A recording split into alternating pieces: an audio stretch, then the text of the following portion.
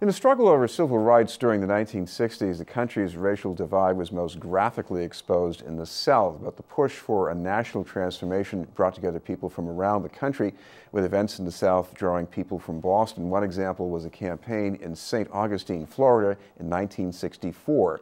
A documentary about the campaign and its Boston connection, Passage at St. Augustine, will be shown this Sunday in Jamaica Plain. It's a free showing. We'd like to welcome the producer, creator, director, Clennon King. Thank you very much for being with us, Clennon. Thank you so much for inviting me, Chris. First of all, talk about your connection to this topic, because you're from the South. Right. I'm from a town called Albany, Georgia, and my father was the only black lawyer in Albany, Georgia in the 50s and 60s. And the first major campaign for Dr. King, after Montgomery, where he came to the national stage with Rosa Parks, the first major campaign after that was in my hometown of Albany, Georgia. So my father becomes his lawyer, and by default becomes a fairly prominent civil rights attorney. And so that's one piece of it. And so I come by civil rights and my interest in it fairly honestly. In addition to that, I spent the bulk of my career as a television news reporter and anchor, largely in the Sun Belt, NBC Dallas, ABC Atlanta, Fox Miami, NBC, ABC Jacksonville. And it's not unusual for journalists to fall in love with a certain story above and beyond a single report. They may want to do a book, they may want to do a film. For me, it was St. Augustine. I knew about the St. Augustine movement when I was in Jacksonville, and I fell in love with it, and I decided I needed to go down there and begin interviewing these people before they began disappearing. Well, what about this location? It's not Atlanta and it's not Miami.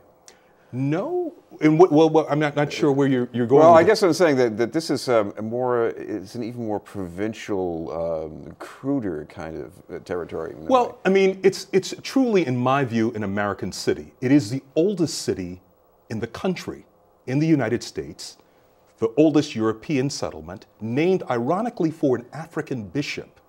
And Whitey Bulger, in fact, was arrested in California in the town named for his mother, Santa Monica. The bottom line is no, it's not your typical dusty, landlocked civil rights battlefield of a Birmingham or a Montgomery or a Selma. This place is picturesque. It's a small place, 15,000. 1 in every 4 people were black. Very charming, and everybody knew it. It was a resort community. It was a tourist community. And so, and yet, in 1963 and 64, it turned up the fire. And the thing that's important to understand, Chris, is this. Generally, legislative victories are associated with battles. And so when you look at the Civil War, you know the Emancipation Proclamation is a legislative victory. In the case of the Civil Rights Movement, it's the Civil Rights Act, and then it's a Voting Rights Act. The Voting Rights Act, of course, is associated with Selma. The Civil Rights Act is generally associated with Birmingham. But the reality is, it was nearly a year between the time the bill was introduced and that it was finally passed. And between that, there was a huge firewall. The longest filibuster in the history of this country was fought to defeat it. And Dr. King needed a campaign that was going to be on par with a Birmingham, with the dogs and water hoses, with the bombings, to get the American public's attention. And St. Augustine became that. And we're going to give you a little taste of that with a look at the trailer. Go downtown and have a hamburger or sit down to the lunch counter and drink a soda. In the annals of history, it's hardly a footnote. Just being a good backdoor citizen was all that we were expected to be. You go in the back door of the restaurants and make life better for everybody else. But in the spring of '64, war was declared in the nation's oldest city. I was afraid somebody was going to get killed. People marching around downtown, white boys and black girls and white boys. Between those resisting change, there was people there that wanted to put kerosene on them or diesel and set them on fire at night, and they was not kidding. They were serious. And those fighting for it. I didn't have any idea that they were going to dig their heels in and not even consider gradual change. A line drawn in the unlikely sands of the Sunshine State. Well, you know, St. Augustine was a part of Florida. But northern Florida is really a part of southern Georgia, and it's Cracker Town. But once outside allies entered the fray, This was our town. This was our town. What was a local uprising Martin Luther King Jr. and 17 other persons were arrested on June 11th. Morphed into a major campaign. Anywhere Martin King went, the world went. A chapter broadcast into living rooms. The brutality there was so easy and so open and so right for everybody to see, and it was so bad. Forcing a country to confront herself. Our whole foreign policy and everything else go to hell over this. Yesterday in the swimming pool in St. Augustine, they jumped in and police jumped in, their clothes on, they started pouring acid in the pool. In proving pivotal in passing landmark law. We would not have had the decisive victory that we had if we had not been in St. Augustine. Passage at St. Augustine. First of all, talk about the things that people were fighting over. I mean, it looks like generally we call it public accommodations or maybe access to education. What was going on there? I mean, essentially, it was like much of America. This thing really had its seeds, that is, the movement itself had its seeds in 1960. Everybody, all the students were taking cues out of Greensboro, North Carolina, and those lunch counters there. And so the kids were in St. Augustine mirroring what they saw. This town was also home to a historically black college, and so a lot of them were getting arrested in that way.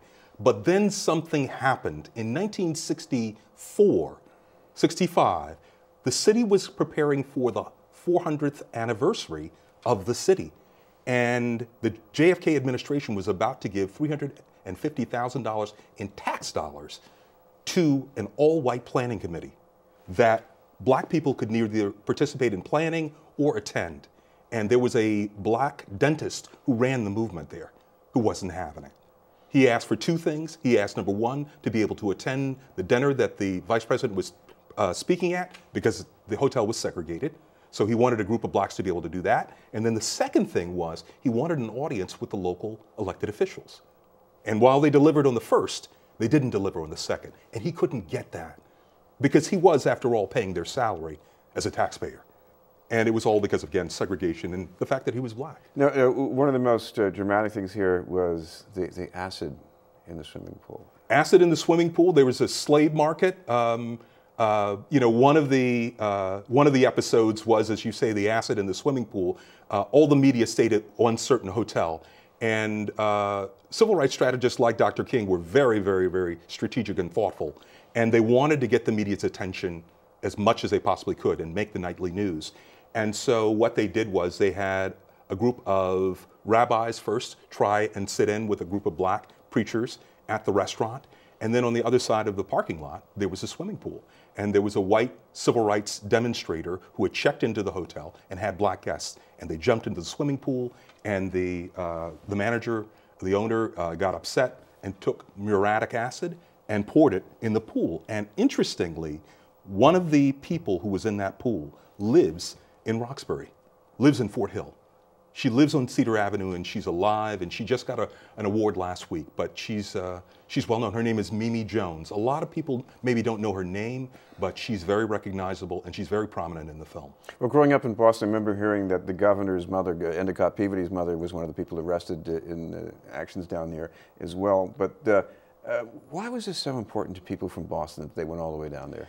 Dr. King had just opened up his first SCLC, Southern Christian Leadership Conference, New England chapter, and they were looking for help. And Dr. King was in trouble because he had this bill, civil rights bill, he was trying to pass, and he needed a campaign that was really going to shake it up. And so they needed reinforcement. And so he reached out to his new chapter and said, "What can you do?" And they said, "Well, we got the mother of the governor. This is Endicott Peabody. Mary Peabody was his mother, 72-year-old mother. And there's a black bishop by the name of John Burgess and his wife. His wife, a Canadian-born Bostonian, who went down with Miss Peabody. And when they got arrested, the whole campaign went national. What was only being monitored by the lowliest clerk in the FBI suddenly now was being monitored by J. Edgar Hoover himself. So that certainly made a difference. We should mention the showing is going to be on Sunday the 26th. Sunday the 26th from 2 to 4 at JP Co-Housing at 65 Cornwall Street in Jamaica Plain. All right. Thank you very much for being with us. Thank you. I really appreciate it, Chris. Clennon King. We'll have more news in just a moment.